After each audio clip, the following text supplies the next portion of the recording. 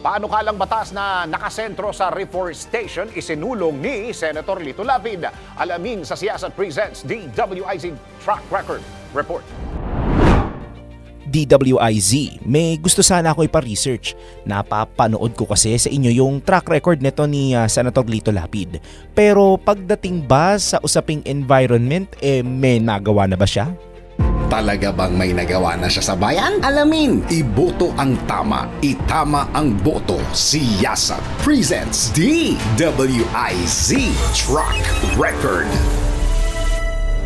Sa patuloy na pagsisiyasat ng aming team, napag-alaman na si Senator Lito Lapid ay nagsulong ng panukala noong 2020 na layuning makatulong sa mga ginagawang aksyon ng gobyerno na ibalik ang dating kalagayan ng kalikasan ng bansa.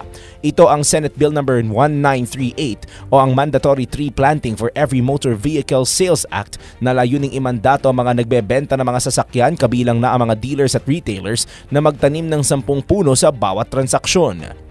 Isa sa mga kautusan ng panukala ay ang requirement nito sa mga nagbebenta ng sasakyan na magpasa sa DTI Regional Office ng kanilang Annual Tree Planting Activities Report kasama ang certification nito mula sa City o Municipal Environment and Natural Resources Office kung saan isinagawa ang nasabing aktibidad. Hindi basta-bastang isinasagawa ang tree planting activity dahil kinakailangan mo na itong ikonsulta sa DENR, partikular na ang uri ng puno na itatanim at ang lugar na pagtataniman. Nakasaad din sa panukala na isasagawa lamang ang tree planting sa loob ng 6 na buwan simula nang mangyari ang transaksyon.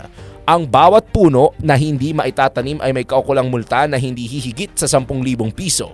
Ang pagpalya sa hindi pagsunod sa kautusan sa loob ng 2 taon ay magbabayad ng multa na hindi hihigit sa 20,000 piso.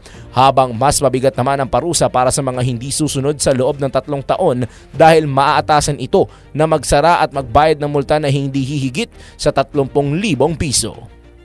At yan ang track record ni Supremo. Para sa Siyasat Presents DWIZ Track Record, ako si Daryl Justin. Nagbabalita ng tama, naglilingkod ng tama. Ngayong alam mo na gawa na ng listahan ng iboboto mo. Iboto ang tama, itama ang boto. Siyasat presents DWIZ Track Record. I-message mo na kami sa aming Facebook, TikTok or YouTube kung kaninong track record ang gusto mong ipacheck.